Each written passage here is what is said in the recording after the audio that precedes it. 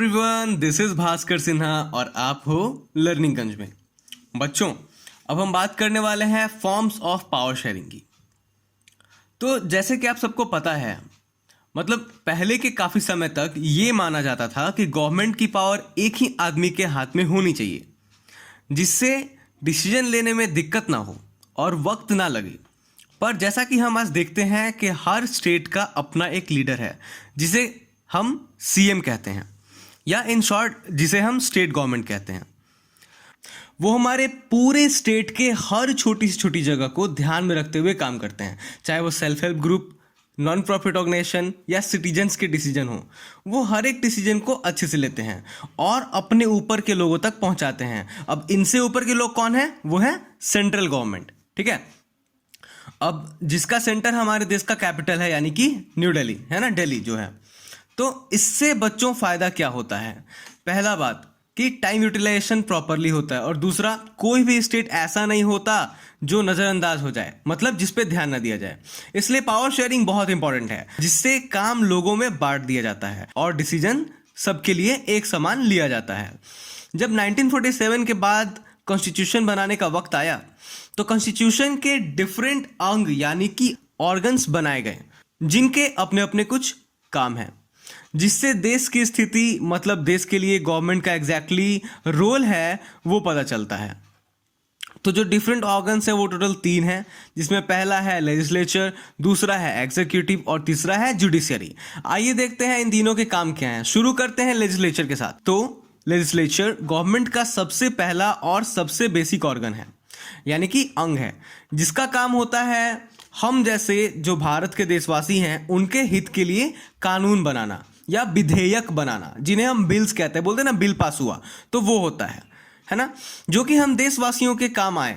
और जो लेजिस्लेचर है ना, उनमें ये भी पावर है कि जैसे वो बिल्स बनाते हैं वैसे ही वो अमेंडमेंट्स भी बना सकते हैं, और इवन कुछ गलत लगे तो हटा भी सकते हैं। अब हमारे देश के दूसरे ऑर्गन की बात करते हैं, वो है एग्जीक्यूटिव, है ना, मतलब कार्यपालिका।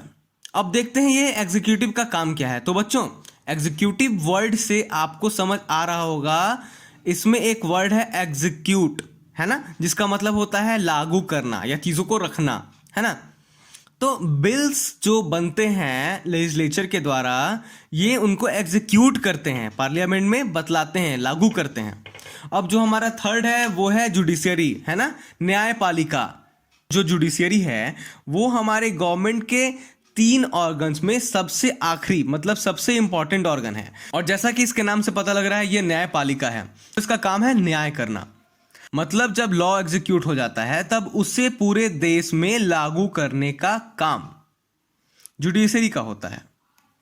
या अगर कोई लॉ ब्रेक करे या उसके अगेंस्ट जाए, है ना, जो लॉ ना माने, तो उसको कब, क्या और कितनी सजा मिलेगी, ये भी जुडिशियरी ही डिसाइड करते हैं। और अगर कोई लॉ में कुछ गलती है तो उसे सुधारने का काम भी जुडिशियरी ही करती है। इसका मतलब आप समझ गए, लेजिस्लेचर लॉ बनाएगा, एग्जीक्यूटिव उसको एग्जीक्यूट करेगा और जुडिशियरी उसे देश में लागू करेगी। एग्जाम्पल लेते हैं, अगर आपको एक रिमोट कंट्रोल कार चाहिए, तो यहाँ लेजिस्लेचर मतलब कि आपने एक बिल बनाया कि आपको कार चाहिए। बिल गया एग्जीक्यूटिव के पास, मतलब आपकी मम्मी के पास, जिसने पार्लियामेंट, मतलब आपके घर में ये बात सबको बताई। फिर ये बात गई जुडिशियरी, मतलब कि आपके पापा के पास। तो अगर पापा को ये बात अच्छी नहीं लगी तो वो आपका बिल पास नहीं करेंगे, मतलब नहीं मानेंगे। पर अगर आपने कहा कि आप अच्छे नंबर से पास हो गए, तब आपको रिमोट कंट्रोल कार मिल जाएगी, है ना। तो जो रिमोट कंट्रोल कार है वो लेके दे सकते हैं पापा, है ना, यानी कि आपका बिल पास करके आपको लाके दे देंगे वो कार। पर अगर आपने लॉ का उल्लंघन किया, यहाँ लॉ क्या है कि अगर आपके एग्जाम में मार्क्स अच्छे नहीं आए तो वो आपको सजा भी दे सकते हैं। मुझे लगता है कि इस एग्जाम्पल से आप लोग काफ़ी अच्छे से समझ गए होंगे कि तीनों ऑर्गन क्या है। तो थैंक यू सो मच। उम्मीद करता हूँ आपने अच्छे से फॉर्म्स ऑफ पावर शेयरिंग पढ़ ली, है ना। इसके बाद आपने देख भी लिया कि लेजिस्लेचर क्या है, एग्जीक्यूटिव क्या है, जुडिशरी क्या है, कैसे कैसे काम करते हैं, है ना। तो ये हमारा सिविक्स का पहला चैप्टर खत्म होता है। अब जो एक वीडियो आएगी उसमें मैं आपको हर एक चीज़ का शॉर्ट तरीके से अच्छे से एक्सप्लेन कर दूंगा कि चीज़ें क्या हैं। ठीक है, तब तक के लिए थैंक यू सो मच, और ऐसे ही जुड़े रहें लर्निंग गन से। If you feel this video was useful for you, then do like, comment and subscribe to my channel. and do share it with your friends and family. Thank you so much.